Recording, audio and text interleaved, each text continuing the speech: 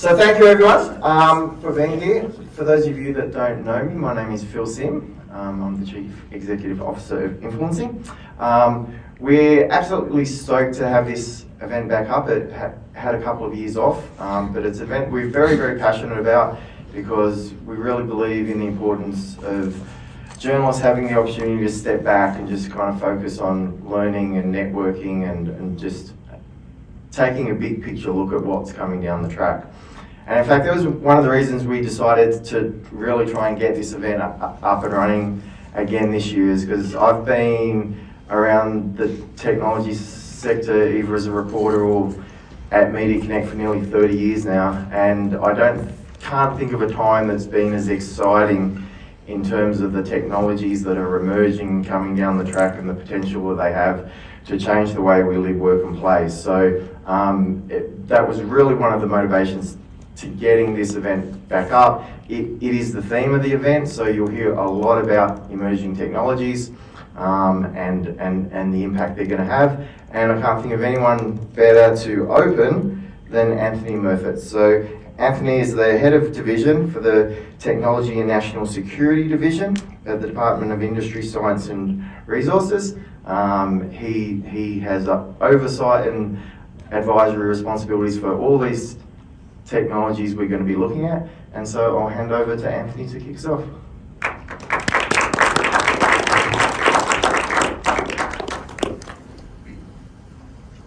Thanks. So excuse me. I went for a 100-kilometre bike ride before I jumped to the conference this morning. Thanks. Well, it's beautiful up here. So thanks, Phil, for the introduction and for hosting the event. It's great to speak to you all. Being a public servant and all, talking to a room full of media, it's a bit of an unusual situation, but I'm sure you'll go nice and easy on me. The first thing I do want to do is just do an acknowledgement of country. So I come from Nat'l country, but we're here on Gundawara and Darug country, so we pay my respects to elders past, present and emerging, and both respect their connection to country, land, rivers and the sky as well. And when I talk about space, what you will see is in the space agency we do have a very strong connection to our indigenous heritage with 60,000 years of the world's oldest astronomers. So today, I'm going to give you hopefully a whirlwind on the technology landscape that we're seeing. I saw a post from Chris this morning on LinkedIn talking about the tech horizon, and there's a lot of things coming forward. So I think what I'd like to sort of step through is what's happening in the economy and this nuance between, rather than markets driving a lot of outcomes now, the concept of economic security. From talking about economic security, we really have to balance what we're doing both in an economic sense but thinking about the geopolitics. Then from there moving into the criticality of technologies, and like I'm standing here with my iPad and processors, and we know that semiconductors, 90% of the very high end come from a particular country to our north. So what does that mean for technology? How do we get our robust supply chains? But one of the big things I also want to leave you all with is the skills shortage, and actually I've been involved with Minister Husic in many of the roundtables over the last week in the lead up to the Jobs and Skills Summit. And one of the big themes that are coming out is really it's the jobs opportunity rather than the jobs gap, but it's also about how do we really embrace the diversity that we have here in Australia so that we can improve technology, have a broader sense of what's impacting the economy, but importantly being very inclusive, because technology, as good as it is, it can have inherent bias, and the better we address and tackle some of the social cohesion issues, and I'm sure you're going to hear a lot about that with AI, particularly with the book I think most of you have been given this morning, but it's good to have that on the back of the mind. And as we think through jobs, skills and what Australia needs to do to reach 1.2 million tech-related jobs by 2030, making sure we do it in a socially inclusive way, think about the whole community, is really going to position Australia significantly well. So after I'll just segue on skills. We'll talk about critical technologies. I'll jump into just a touch on just a couple of the emerging technologies that exist. So I'll talk about quantum, I'll talk about AI, I'll talk about robotics.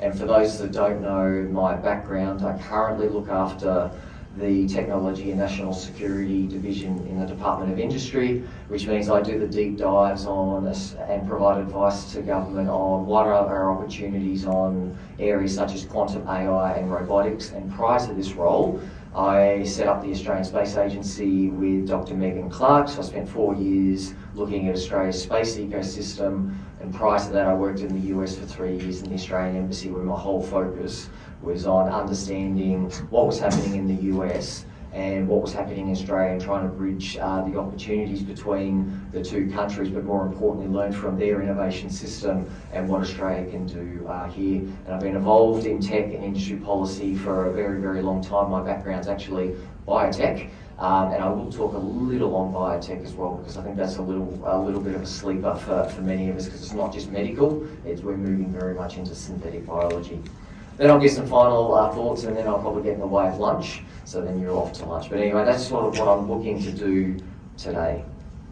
But before I do that, I usually just sort of have a pause and think about what is happening around us as we speak. And we know, particularly in the context of technology, so we know there is increasing competition and uncertainty. We know we're seeing a very rapidly changing geopolitical environment. It's changing what's happening to supply chains. If we look at just things outside of the tech sector around AdBlue, not being able to access AdBlue meant our logistics system did become under threat. So again, that actually does have an implication for technology, because we can't get the goods, we can't develop products. So that's changing, and it really means Australia needs to think through what are its opportunities, how do we back our ambition, and what do we do here. It's also very clear we can't do everything. So how do we strategically invest, how do we strategically partner to ensure that Australia is able to provide that way of life that we've all come to be accustomed to. The other thing that is just building on that, the geopolitics, we've also got the pandemic that we're now hopefully coming out the other side, and it just reinforced the fragility that exists in markets and reinforces the importance of how we work with our partners, but it does turn the light into what we do here in Australia, often termed the lucky country. But we're at this point in time where we look at technology, we've got great capabilities, which bits do we now leverage for us to really ensure that we're able to have that way of life we're accustomed to, we do it in a socially inclusive way, and it means that Australia has an ongoing role to be a real leader in the region. And I've been working in this area for a while. I don't know if we get the settings right, this is something absolutely that we can do. And if those that haven't met Minister Husic, we've got an advocate and a champion to sort of drive that going forward now. I'm sure you're going to hear the next one a lot over the next couple of days, the rapid pace of development of technology. So it is going very, very fast. And at the same time, we now need to think about, well, what does that mean for policy development? What does it mean for regulation? What is the best way to go forward? How do we think about the use of technologies, guidelines and principles? Because one of Australia's competitive advantages is the fact of our rule of law, how we are a democratic system, and importantly, having fair use of our technology in an open and inclusive way. That's actually a very strong competitive advantage for a range of markets, in that you can come to Australia and know that we're highly supportive of how we use our technology in an inclusive and open way. So what does that mean? And it does mean we're changing from what was very much a resource-based industrial system into a knowledge-based system. So that actually changes how we think about regulation.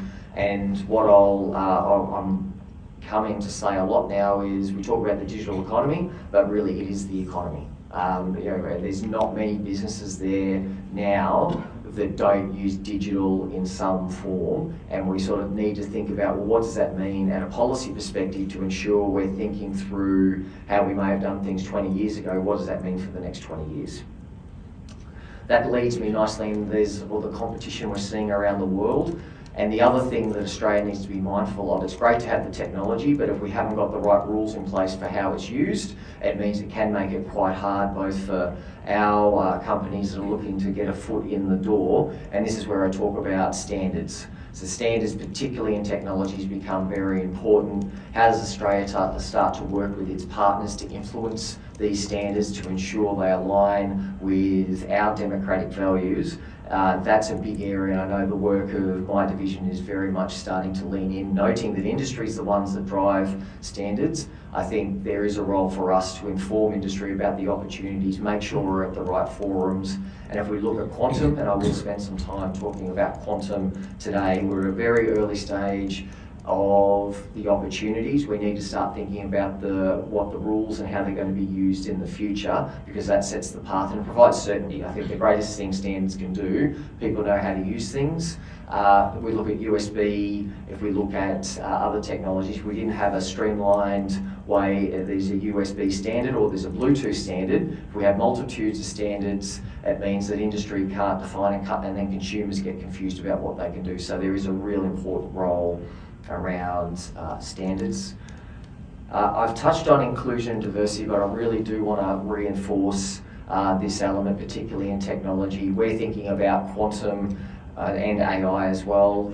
Many of you would have read documents around AI about inherent bias. How do we make sure our systems that we put in place address that? But importantly, when we think to the last point around skills, how do we make sure these opportunities are open to all Australians, those in the rural and the region? If we look at the tech sector, gender diversity is woeful. So how do we lift that? Indigenous Australians, how do we engage with Indigenous Australians and celebrate the many Indigenous Australian digital companies that are in place, capturing their traditions and knowledge and making sure all Australians come to appreciate it. So I think there's a huge opportunity for us around there. And skills. Of all the things we need to think about is how do we get those skills? It's a skills opportunity. How do we drive and get the conditions right? And for tech, it's the thing to highlight, it's not just that we need tech workers in the tech industry. Coming back to my earlier point, it's the digital economy. It's actually the economy. Every part of the economy is now needing these type of skills. If you haven't seen the Technology Council of Australia's recent report on the skills, we need to reach 1.2 million job target by 2030. It's about the creation of 600,000 plus jobs. And where some of the big areas of opportunity is the technology specialists. But the reason there's so many jobs need to be created is it's even the Woolworths and Bunnings. They're the companies that are using a lot of tech skills and digital skills as well. So how do we think about this holistically and shift to, well, this is actually just an economy issue. And I think we've got to shift that dialogue to help us reach our target. So, quick stats on digital economy. I'm sure many of you know this, but it's equivalent to 15.5% of global GDP, and it's growing 2.5 times faster than the global GDP over the last 15 years. So again, coming back to the digital economy, it is the economy. So this is really, really important. It's got big connotations for those that are in the industry, those that are thinking about policy, and if I come back to our skills agenda, and particularly what we're doing with kids in schools and teachers, how do we better connect with our teachers so they see themselves or can explain to kids what this looks like? Because one of the big things that's come out of our jobs and skills roundtables is, particularly for young kids, they don't see themselves in these careers in the future, and teachers also are grappling with STEM. What does it mean? How do I teach it? So again, how do we provide the tools so teachers can explain, kids can understand, but importantly parents understand this opportunity as well. So there's a huge amount to do.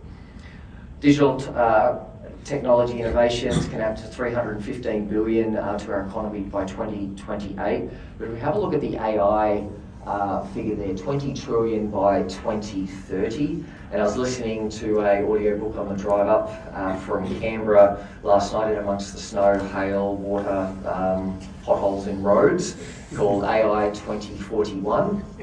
And it actually uses a blend. It's not science fiction. I can't remember how they describe it. But essentially, it does tell stories around AI in 2041 and then gives the policy or the technical background to those.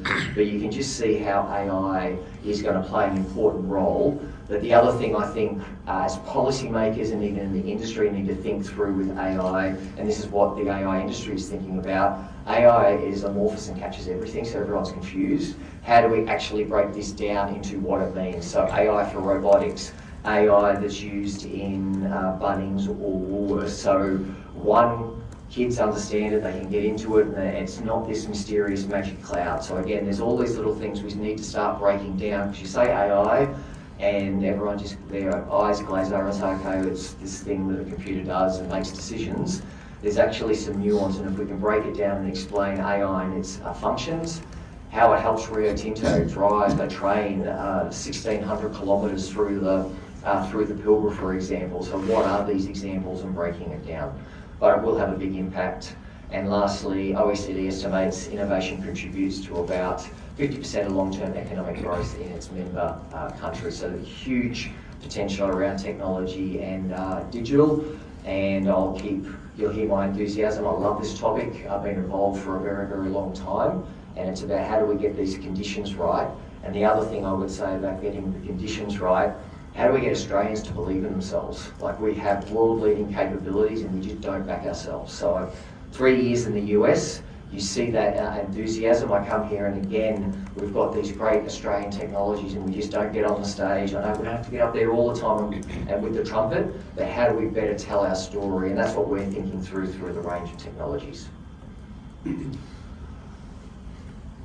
So very quickly, just we're coming back to the concept of economic security. So many years ago, 50s and 60s, you could probably say markets were a lot quieter than what we see them now. We didn't have the complexity of the geopolitical environment that we're seeing in the current day and age. But what I want to draw to is that market-led responses aren't the only solution these days. So sometimes, obviously, you want to let a market do what it does without interference, but unfortunately, there's a lot of interference in the market at the moment, whether it's geopolitical, pandemics, etc. We now need to think about, well, how does Australia position itself so it balances its economic prosperity with our national interest to ensure that we can continue to provide the way of life that we're after. So in light of that, it's the term economic security, where we need to actually balance those risks. So what I do in my job is I provide the economic advice on what's happening with technology. I do work very closely with the national security community who are providing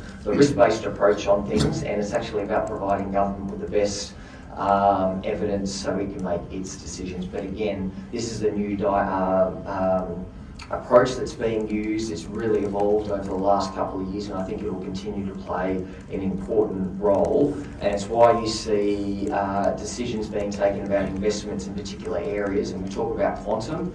It's a competitive advantage for us, but it is going to be transformative over the couple of years. And don't worry, I'm going to give you a little primer on quantum technologies for those that haven't had that. I'll try and channel the chief scientist in doing it, but just to leave you with what it actually means, so you leave the room going, okay, now I get why we're doing what we're doing and why we need to think about it now and not wait another couple of years. So it's just changing how we think through how we provide advice to government and the things we may wish to invest in.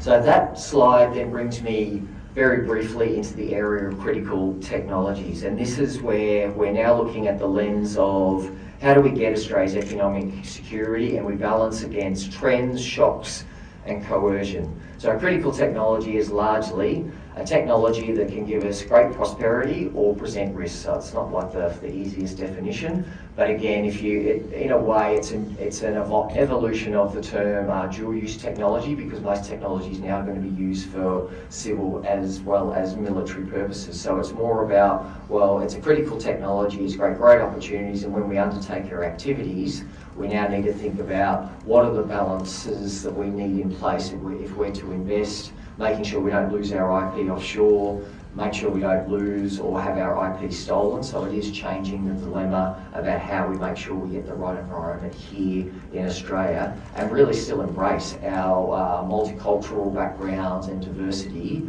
so that we can give Australians the future that they deserve. So in light of the critical technologies, we really do think through the areas of social cohesion, national security and economic prosperity, and that comes into the area of making sure we really think through the lens of national interest. If we take maybe other countries around the world, you may have seen it's very much focused on the national security area, but you can miss a lot of opportunities if you go too far in one way. So you've got to get this balance, and unfortunately it's not a clear story, and it is really understanding the environment, thinking through what Australia might want to do in the future. So one way we look at it is promote and protect. So it's a good way to think through how we're thinking through our technologies that will be so important to us in the future. Right, so now I'm going to do a whiplash. So I've sort of done the geopolitics a little, critical technologies. I'm just going to give you a feel for Australia's technology landscape, and then I'm going to do a deep dive on a couple of these areas. And I also want to leave you with this is why they're important, why we're thinking about them. So quantum technologies, we are one of the, I've been quoted as saying one of the top 5 countries in the world. We have world-leading academics. Our workforce is overseas in the likes of Google, Amazon, etc. We have 8 universities that are above world standard in quantum physics. And what we need to do is we're now getting closer to, well, we're actually using quantum capabilities now. As we get closer to quantum computing, it is how do we really realise that benefit and the opportunity that is there and ensure we've got both the workforce, but Australia's commercialising some of the great ideas that it has. And just have a look at where the dollars are going, is that over the last, it was announced of raised funding in 2021 was 2.1 billion, it's almost triple the funding raised in 2020, which was 700 million. So we're getting a huge increase. I was over in the US with the chief scientists, visiting the likes of AWS, Amazon, Google, IBM, others. This is where the dollars are going. And I don't have the slide here today, but to give you a feel for quantum, around 3.6% of Australia's international VCs going into quantum tech. So it is actually in the tech sphere, it's even going into our quantum area, and I'll hopefully leave you today with why that is the case.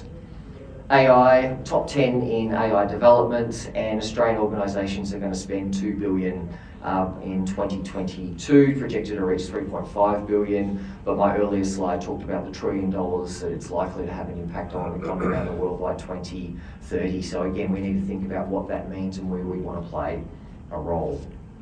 Cybersecurity, I always have this in here because again, both as a technology itself, which is absolutely important, but also it's a horizontal protect, and have this, every technology company needs to be thinking about its cybersecurity capabilities. And when I talk about quantum, they even need to think about what it means in a post-quantum cryptography world where quantum computers are available. And we need to start that conversation today, because data that you have today is still going to be sensitive in the 5 to 10 years. So how do companies now think through what the type of cryptography and protections that they need, and being alert to the cybersecurity threat that is there. Space, I set up the Space Agency, so of course I'm going to have a box on space.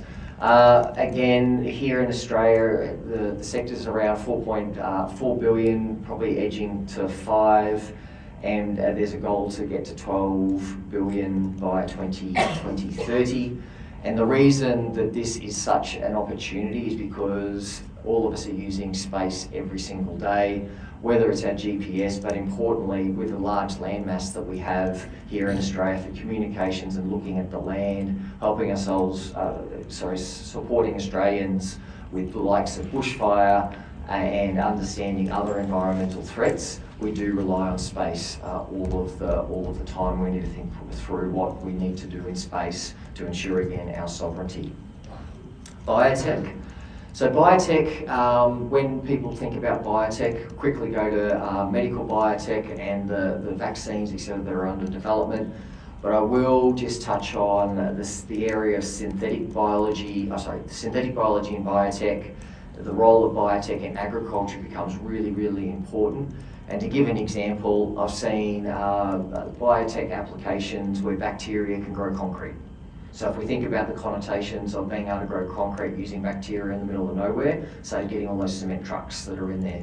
You can use Biotech to be able to create silk and a whole range of other materials. So this is an area, again, that is evolving. We've had very much a focus on medical, and it's provided great benefits to the community. But again, in biotech, there's a range of other areas we now need to think through, including in the area of energy. Robotics and automation. I read an interesting stat last year, and unfortunately I don't have the exact figures, but Australia does lag in its adoption of robotics and automation compared to the rest of the world.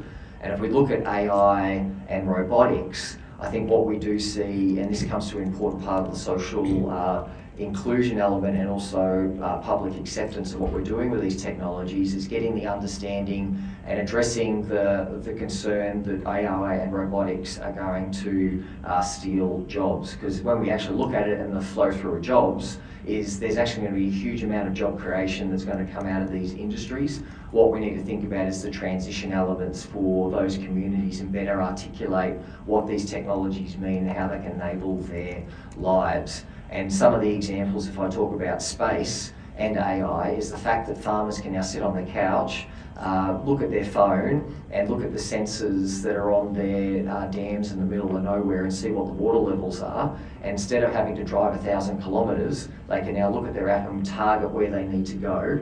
And I have heard stories where they had just checked one of their pumps, and they thought everything was fine, and a red alert came up and said, "Oh, what's going on?" I was literally there this morning, and they went out and checked, and the pump had actually failed, and it wasn't due to go out there for another week. So actually saved a whole lot of head of cattle, just being able to have that instantaneous access. So the better we can tell these stories and talk about how we can connect with rural and regions to enable them to be involved in these opportunities, I think will help us go on that journey. And advanced communications, I do always leave with that, because it's not only 5G, which we're now using, we've got 6G, but ultimately there are also optical communications. So think your optical fibre without the fibre, where you're thinking of using that in the areas of space. You can get real-time video to the moon rather than a lag, and even if we get it right, you can probably even do where the vision is to get that undertaken on the surface of Mars. So imagine using these technologies and watching a robot exploring Mars in real time as it understands more about what we're trying to learn from Mars. I'm watching my clock, so I think I'm doing okay sort of at the moment, and I'm going to leave time for questions. So with AI, I've talked about the statistics around 315 billion to the Australian economy. We have a really strong skill base in AI, particularly in software engineering. We've established a national AI centre led by Stella Sora, who's come across from IBM to really turbocharge and bring our industry together to understand the opportunities. And we do have a real strong potential for Australia to lead in global ethics and principles. So again, my earlier conversation, it's not only the technology where we have an opportunity, it's actually the ethics and principles and guidelines that can actually make Australia world leading, and that becomes a competitive advantage to attract companies into Australia. So just as an example of AI, some of you may have seen this from CSIRO. If you're in the US, it's sometimes called CISRO, but it's CSIRO or CSIRO, however we want to call it.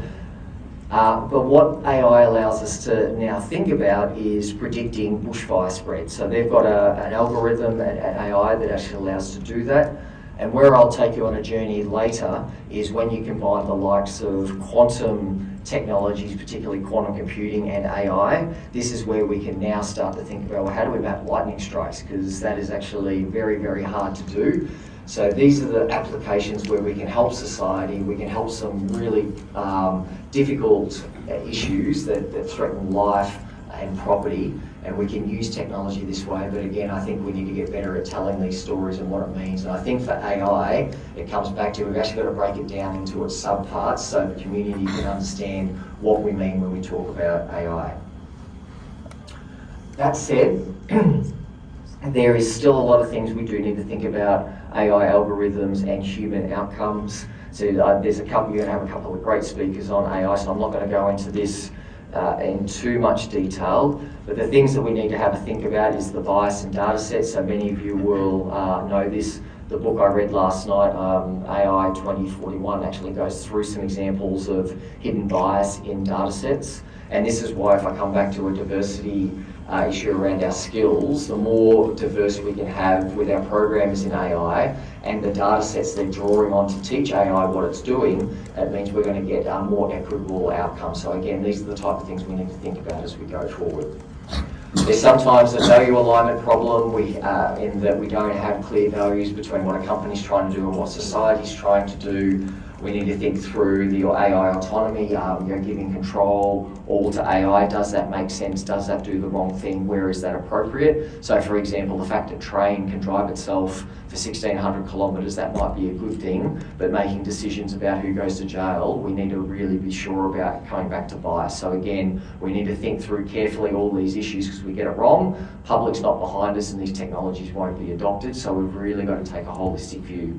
And again, AI dark patterns, so that in AI, again, there's hidden bias in data that we can't see. And it's again, understanding what those biases might be so we actually get the right outcomes for what we're looking to do. So in light of all that, what are we thinking about? So again, number one issue, we really need to think about skills. We need to think about data and data as currency, because we look at the importance of data, and data is used as essentially the raw fuel that feeds AI. What does that mean for people? Are they aware of how their data is being used? How do we lift collaboration? A common theme across all of our technologies, and this is the same and it's been for many years. How can we lift collaboration? How do we champion what we do here in Australia? We're too small a country to be fractured. We need to create scale and focus, and collaboration allows us to do that. And I've spoken around some of the others around diversifying supply, the adoption and the trust and ethics, like they become very, very important. All right, my favourite topic, because it's occupying a lot of my time at the moment. So with the Chief Scientist, we're working on a quantum strategy to sort of set out a vision for what Australia can do with quantum technologies in the future.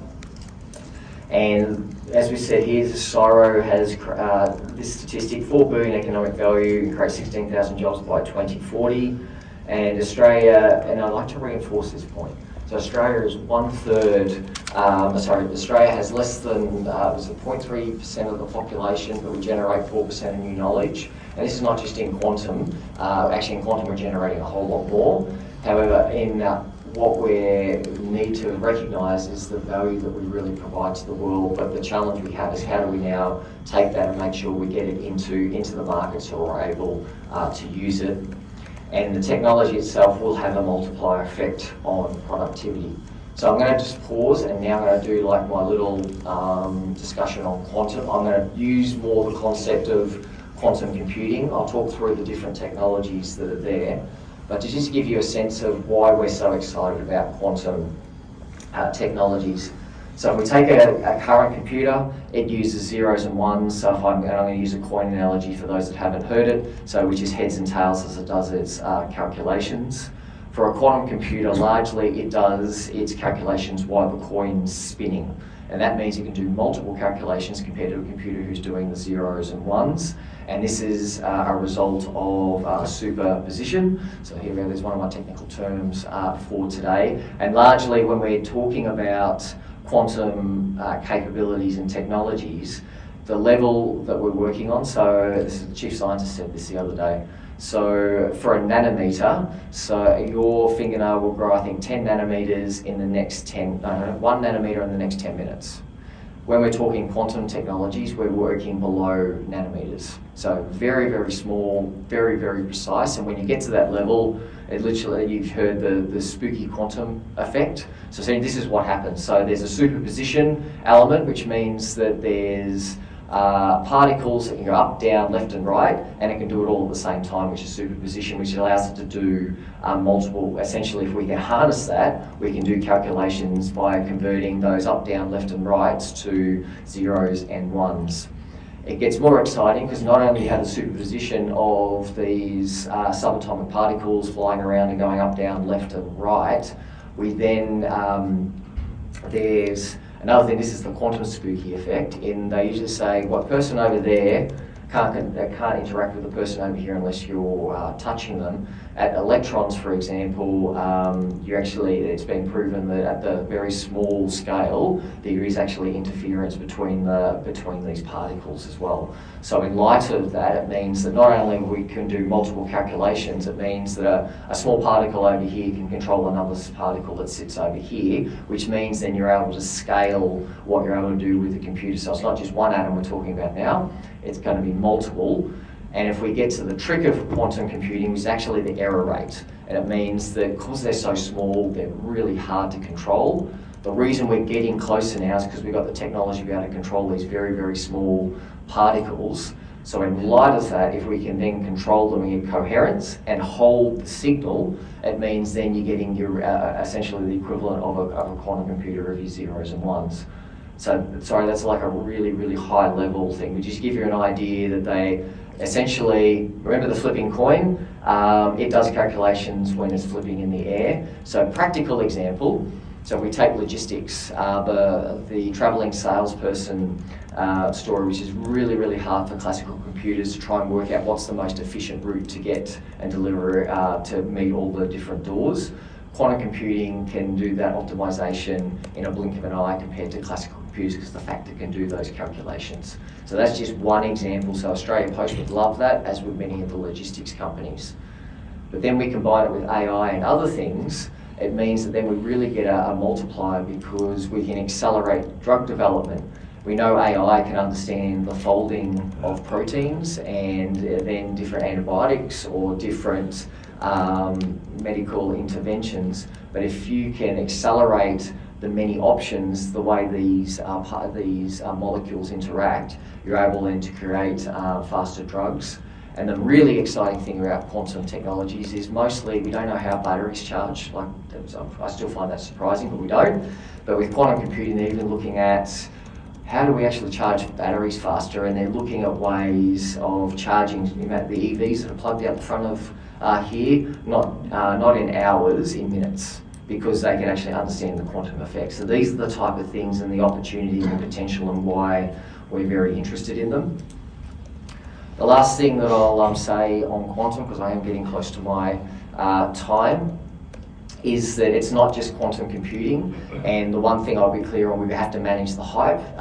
From my perspective, for a quantum computer to be functional, we're at you need at least 10,000, 100,000 to 1 million qubits, which are your individual units. We look at Michelle Simmons' announcement of silicon quantum computing, she's at around 10.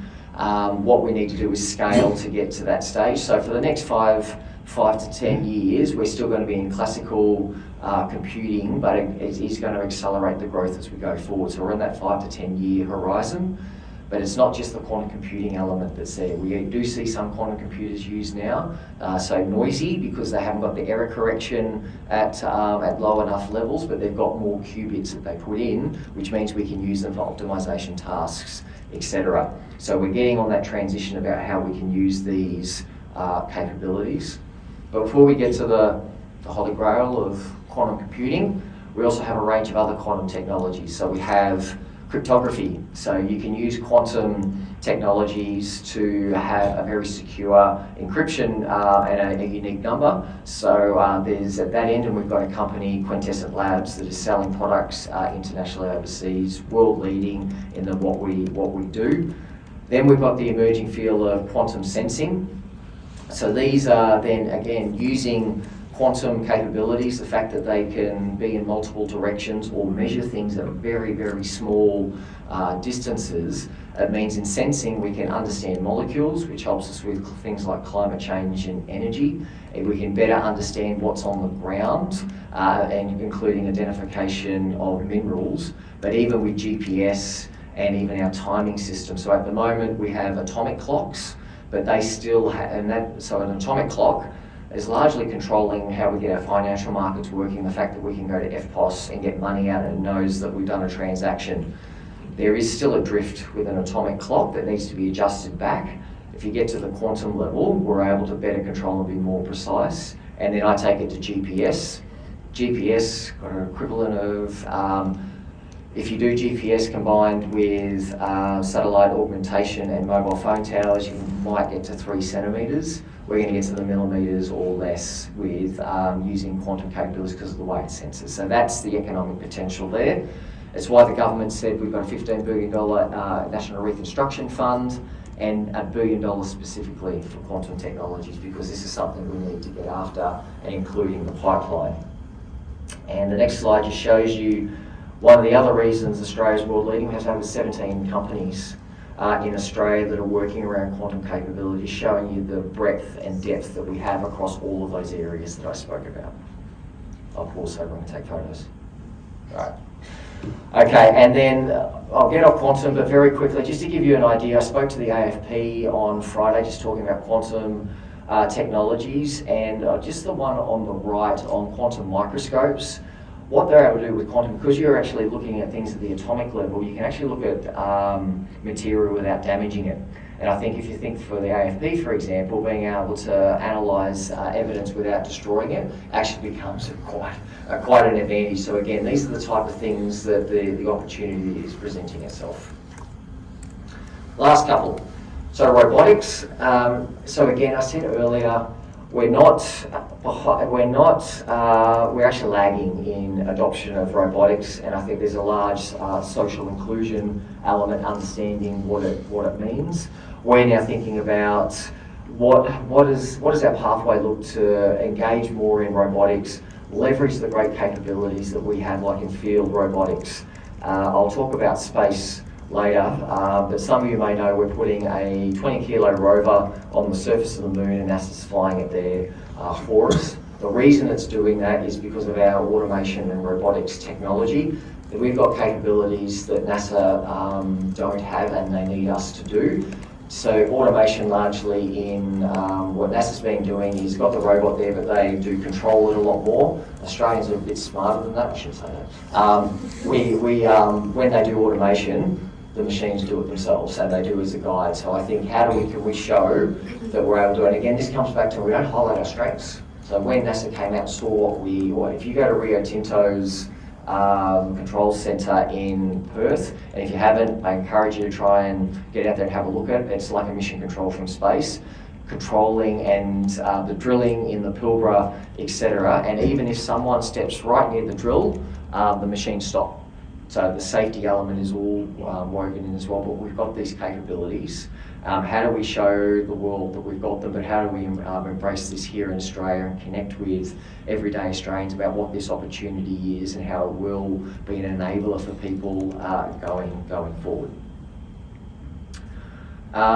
Just some quick statistics. So a robotic company estimated to be worth 18 billion in revenue to the Australian economy, up from 12 billion in 2018, so it is absolutely growing.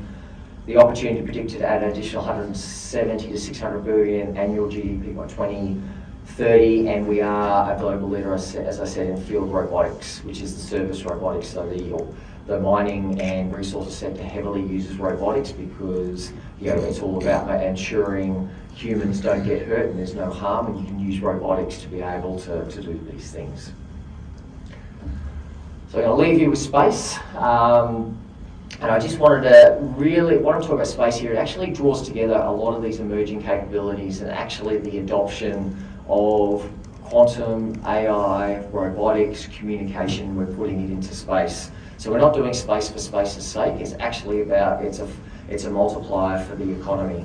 So position, navigation and timing. I gave the example when you combine the GPS signal with being able to look at the land, farmers are able to better manage their land and make sure they're looking after their herds. Communication, I gave the example. If we can get communication right, communicating to the moon, it means we can bring that technology back here and support what is a large landmass here in the southern hemisphere.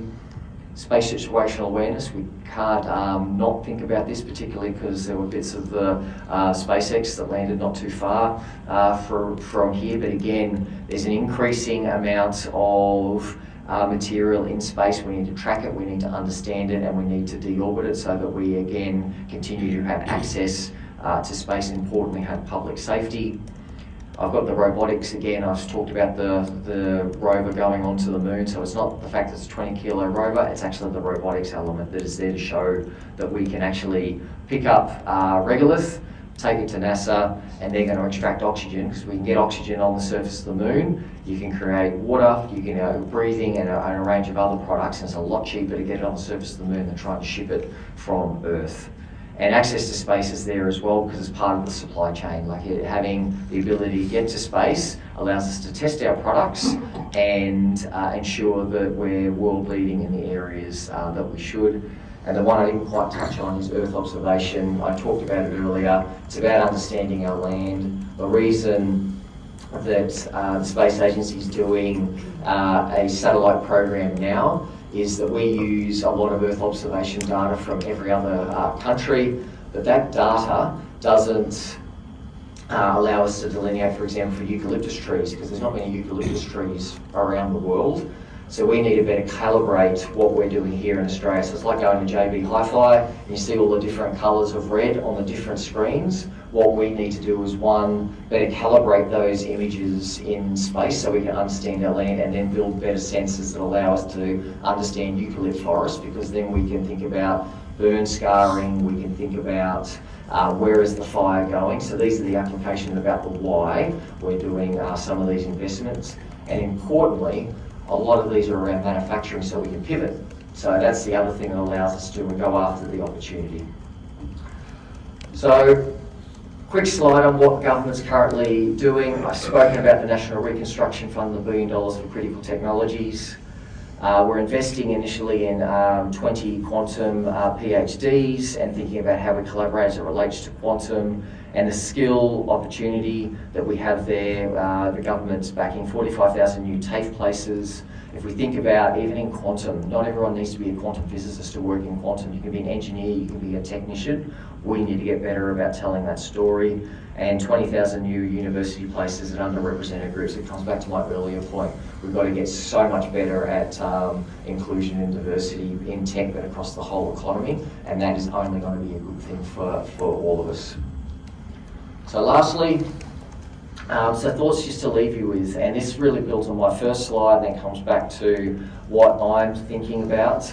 So how do we ensure we're able to compete economically and strategically? What do we need to grow and nurture? I know we can't do everything, so where do we invest that makes sense? And if I look at robotics, we're really good at field robotics, and it's about looking at the areas of the economy that we have.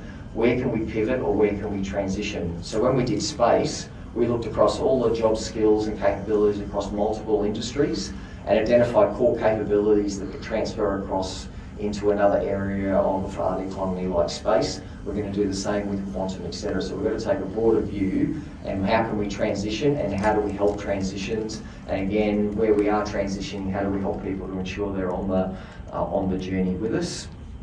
It comes to skills. Skills, that's what we need to think through. A lot of opportunity for us to really accelerate our opportunity, but I think it starts at kindergarten, and it starts with the teachers, and it starts with parents about engaging them. And so they come back to my earlier one. If I look at women in tech, young girls don't see themselves in these jobs in the future, and teachers don't understand the opportunities, so the role models aren't there.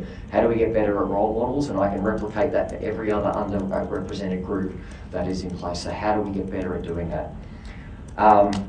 Again, putting the other hat on, how do we balance risk with emerging tech and the opportunities? And I always leave with, for us to be successful in this area, we've got to communicate, we've got to engage with the community. You're all a big part of that. You're writing to these communities all of the time. How do we help them understand? It's why I'm here talking to you, and I go out and about and talk about these things quite a lot. We've got to go out and make sure technology doesn't create greater social divide. We've got to make sure it presents job opportunities for everyone. This is a really hard issue, but it's something that if we get right, the opportunity is absolutely golden. So thank you very much. Fantastic, thank you, Anthony. So we've got about 10 minutes for questions. We'll say that Anthony is also participating in our Future Tech session tomorrow morning, and that includes being a part of the roundtable, so you will get to ask more questions of him during those roundtables. So, Nick? Hi. You paint a really good and exciting picture of Australia and our deep technical understanding of everything, but what you kind of not mentioned at all almost is a catastrophic environmental collapse and what we could be doing about it. I mean, we know all this stuff about robotics and quantum, but we still dig coal out of the ground and run our country on it. You haven't mentioned stuff like the investment maybe we should be doing in, say, green hydrogen, where we could be a genuine world leader on that. And it's you've mentioned all these things, and it's not even on your list. Why is that? And Probably a faux pas more than anything else, because we've got a climate change division that sort of drives the policy. That said, within the technologies we have there, this is in my other presentation, so actually I'll take that as a note and I'll make sure that the clean tech examples are in there, because that is this stuff we're talking about is absolutely fundamental to what we can do around, do we invest in hydrogen, but also if we look at AI and quantum computing, better understanding, climate modelling, where are the disasters, if we look at a range of the technologies, they're going to be enablers that will allow us to... That's the measuring. I mean, the big gap is the fact that the investment in the industry to actually make these green things, rather than measure how quickly everything's collapsing around it. Is it just because we're so addicted to coal? No, I think if I channel the chief scientist, and my earlier point is we've got to move from the industrial age into the knowledge-based age, and we actually have to tackle, and the government has clearly said we've got to tackle climate change and what that means. It's why it's created the Department of Climate Change and Energy Efficiency and Water to really get behind what we need to do. Technologies has a key part. Hydrogen, how do we invest in hydrogen, what it means. Even my example of going on the moon and being able to extract hydrogen and water has huge implications for here on Earth. If we look at the robotics element, how we can create new technologies, whether it's carbon capture and storage that we need to do. And actually actually, quantum and AI is the one I want to touch on a lot, because it's, if we can get better batteries that charge quicker and more efficient, it means that we're able to draw away from traditional sources of energy and moving more into photovoltaics, etc. And there's actually a lot of work around AI algorithms and quantum about understanding photovoltaics, so we have more efficient solar cells, more efficient battery cells, etc. So I think what I was trying to do with this presentation today was give you a snapshot of the technologies, but I can honestly say the clean tech area is literally leveraging a lot of these capabilities. So yes, we have to understand the environment, which is the analytics part, but then we need the technologies to come in to move to a knowledge base, but importantly transitioning to zero. Actually, I think we want to transition beyond zero carbon, but we want to get to, we've got our targets we've got to meet, and technology will be a very big part of achieving that outcome. Chris? You mentioned in passing quantum sensing, quantum encryption as more immediate available technologies. How is, exactly where are things with that? And can that be developed and implemented without needing, presumably, the quantum computing components that are going to be part of the traditional, not traditional, but the emerging systems? Yeah, so I think when we look at the sensors, etc., so if we look at quantum cryptography, for example, you can buy, so I think Vikram actually has, he doesn't always walk around with it, but it's essentially a plug and play card that you plug in, they're able to, so that exists. And even the sensing capability, these will be small sensors, so you don't need the quantum computing to be able to use them, because it's about the data it's generating. Classical computers can generate the data that is there, and then ultimately we'll just get enhanced outcomes once the quantum computers come on. What makes them quantum technologies? Yep. So it's because it's actually using quantum physics at the very, very small scale to understand and analyse the environment. So rather than using traditional systems that we have in place, it's looking at subatomic particles to be able to measure distances or to understand things. So MRI, for example, I use, is actually using quantum physics at the moment. We're just getting the application. The difference is because we're able to control these very, very small particles. That's what is allowing us to get there, and it's why it's the technology, because it's a combination of the quantum physics with the ability to control it with the technologies that we now have in place. Right. A quick question for you. You talked about all the jobs that are being created. We've obviously got a huge gap in skills at the moment. What is the plan to get kids in kindergarten and above interested in careers in tech? Yeah, so I can only talk with last week where we've been involved in the roundtables. So I think this is why the government's put the Jobs and Skills Summit on the horizon. It's got a digital and tech area led by Minister Husic, and these are the questions we're asking, because it's not just a government part of the problem. It's about how do we work across the whole ecosystem to get into that area, but the evidence is showing we have to start earlier, and I've wanted to highlight just some of the education programs that are in place to start the process. But again, the Jobs and Skills Summit has been brought together so we can actually understand this across the whole economy and then come out with what that might look like on the other side. I was going to ask a similar question. I mean, you had skills as the top bullet point on one of your slides, and you talked about all the funding that's going into TAFE and university education. But yet we read there's a dire shortage of school teachers, so unless you get the education right in the early stages, there isn't going to be the material for these higher level education places. And also, do you think more needs to be done to create the right sort of kudos for tech careers? I think it's still a bit lacking. Yeah. I was talking to a very successful, mature lawyer the other day. He was boasting about the fact that he persuaded his son to not go into law but to go into data science. And he said, and also he said, I've got 4 of his friends to do the same thing. And he said, after a year or two, young data scientists are earning more than young lawyers. But I don't think people generally see that kind of kudos in those professions. Yeah. That actually came up this week around how you can only be what you see, and I think it is how do we get the tech champions, and it's across all demographics as well. So those that are looking to there and we're championing them, you'll see that I think we'll think about how we better do that, because it hasn't been celebrated about what it is. And if you have a look at where the skills are needed, but also where the jobs are going to be, and to give an example, so I think there's a large company in the US that is paying an entry salary between $220,000 to $300,000 for a PhD student with no industry experience. Wow. So I think so that's just the market that's happening at the moment, but it's right, we actually have to highlight, we've got to back ourselves about what we're doing in technology, do it in an inclusive way, and have role models so people can see what they then can be. And again, I think this is going to come out in the Jobs Skills Summit as well as we go forward. Both how do we start that as early as possible, because I think from the chief scientists, I can't remember if it's the current one or previous, where there's 2 disengagement points, and I think about age 9 and then grade 9 or something, so 9 and 13 is where they're the 2 points where they'll pivot away from science, tech, engineering, mathematics. And if we haven't got the engagement before then, we'll probably end up with a similar story that you just told me. Still. 2, but one's really quick, I think. Some of what you presented there was reflecting the critical technology roadmap document, which was last year. What's happening with that? Is that still a thing? Is that still the framework?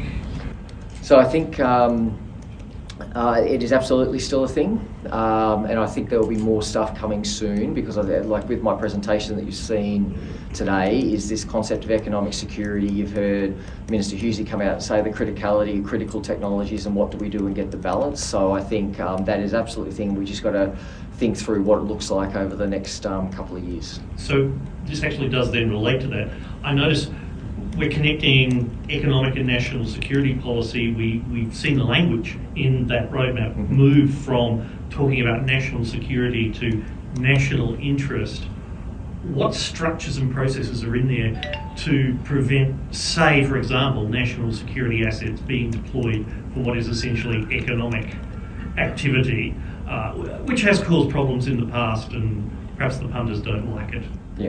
Yeah. So I think, I don't know if I've got an answer for you other than to say this is what we need to keep watching very carefully to make sure that what we do reflects the values of society and understands its norms of behaviour. We provide and I think that transition of what we've seen, there's actually more nuanced understanding of balancing what the 2 interests are. There's always, I do the economic civil side, so it's, how do we lift prosperity, how we are creating things. I know there's I haven't actually really used the term dual use because that term, like every technology, can have harms or good. So again, I think we as policymakers need to think through what that is. We need to keep working with the community to make sure we're getting that balance right. Thanks. As we're seeing the space industry develop and increase, what's being done from a regulation perspective to make sure that we're not contributing towards things like space junk or uncritically increasing light pollution, for example? Yep. So I think on space junk.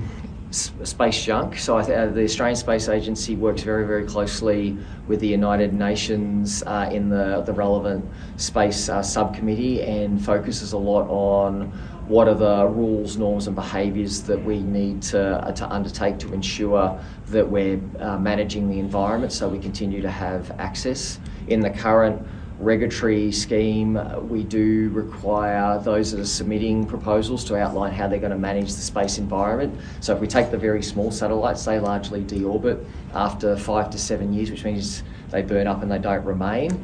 There's a range of other things when you think about some of the larger ones, but we leverage there's a couple of different standards that can be used around the world. One of them's in by the European Space Agency, and they need to put those plans to us because it's part of the broader consideration. And in the regulatory process, we do spend time looking at the analysis and is it returning, is it safe? And that's the big part of the responsible use of space that we've got that's in the name of the Space Agency and its vision, making sure we really tackle that element.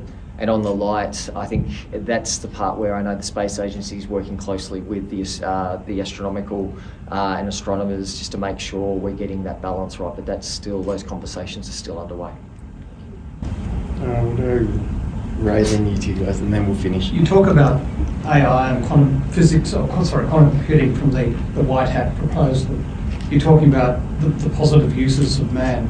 Are you concerned about the black hat side and what the nation states might be doing, and also cyber criminals and others are doing with this technology? And how do you balance that? Because you can set standards, but they don't care. Yep. So and I think that's why I alluded to the criticality of technology and working across government as a whole. So I think probably similar to my earlier comment we need to be really aware of what the opportunities and the threats are. As I said, I was at the AFP the other day briefing them on quantum and what it means. And I think the thing we need to do now is articulate what these technologies are, how they can be used for good or ill will, so that we can actually proactively at least have the right systems in place to address what can be the effects that we don't want to see.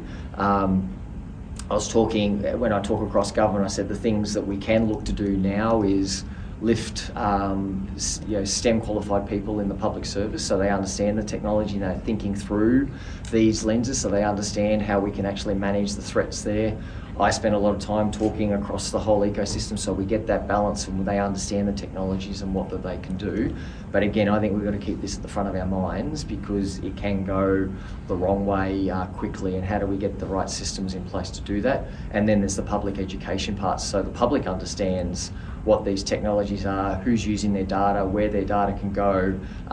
It's the unfortunate thing in that we've got the opportunities, but we've got to manage the threats and the criminal activity that people will look to leverage. So the more that we can arm the public with what are the norms, what are the behaviours, what are the technologies, and policymakers are thinking through this and understanding the technologies, I think will position us a lot better. Jim?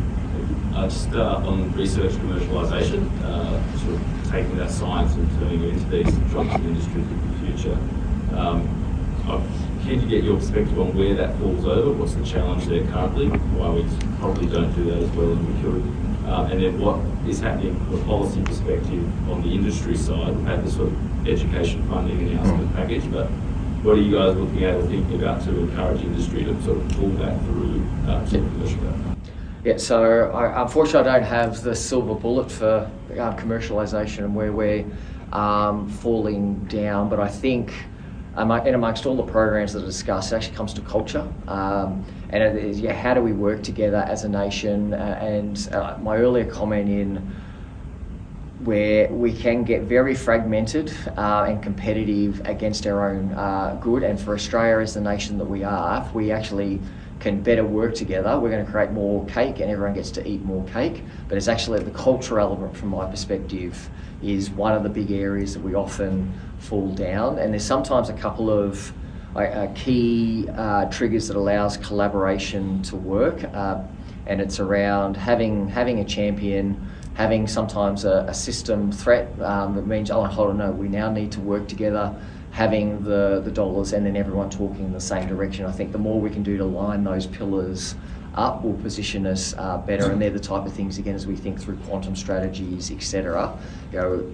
Kathy Foley and myself will be across states and territories understanding what's going on. We did a similar thing with the space sector where the more we could get out and talk and understand what was happening and communicate, the more we can try and bring people together. I think that helps tackle some of it, but it's not the silver bullet. And then the pull through, I think if we look at the critical technology fund with the $1 billion there, it's about investing in vehicles and investing in technologies that's creating the demand. It's why the government's really focused on the Jobs and Skills Summit and bringing industry and the whole ecosystem together so that we can understand, well, how do we not only create the supply, but we get the demand, and what's the role in industry in undertaking that. One thing that did come out, there's a lot of programs that are trying to do that, like across all of industry, but it was scale. So I'd say, how can we scale some of these things in Australia? Because if we can better coordinate, again, that's sometimes a downfall. That coordination part is something we probably need to tackle. Okay, last question for you. You were talking about the quantum computing, the sort of 5 to 10 year possible horizon. To what extent does that align with getting quantum advantage and having it be a cost-effective option? Sorry, I missed that part of the... So the 5 to 10 year horizon Yep. you were talking to with quantum in terms of like the classical era that we're in, Yep. does that line up with reaching quantum advantage to the point that it's cost-effective? Yeah, it does actually. Yeah. So the way I think quantum computing, we've got essentially noisy computers and annealers now, which allow us to do some things. In the 5 to 10 years, I think what we'll probably see first is like a quantum accelerator. So rather than your graphics card, you'll have a quantum accelerator, or I know we've got AWS here, you can actually log it in the cloud and use quantum capabilities now. I think quantum supremacy is largely is where the quantum computer can outperform what a classical computer can do, and that 5 to 10 year, we reckon, I've spent a long time in the US, well not a long time, but looking at this, yeah, it's the 10 year plus or minus, that's where we're likely to see, and this is the 100,000 error corrected, because that's the part that's important, it's the error corrected, the fact that we're getting outcomes that we're confident in. Now, current classical computers absolutely do the same function. We need to do that for quantum computing. And I think the other part is what we get in the 5 to 10 years might not necessarily be the quantum computing we have in 20 years. It's probably generation 1. And it's like in classical computing, we're at the point where you had the big warehouses and the big IBM mainframes. That's the part we're at with quantum computers, because the thing that I didn't talk about quantum computers, most of them require you to be at minus 270 Kelvin, so it's rather cold. Minus 270 degrees, sorry. And so that means you need cooling, big infrastructure, etc. And as we evolve, I think, yeah, some of the companies know that what we might see in 5 to 10 will be first generation as we evolve, but that path is accelerating a lot faster than what we saw with classical computing at this point in time. Great. We're going to leave there. So Anthony is available, as I said, in tomorrow's session. You'll all get to have him on your round tables. So thank you for that access, it's really appreciated. And so I'll send you all off to lunch now. Our next session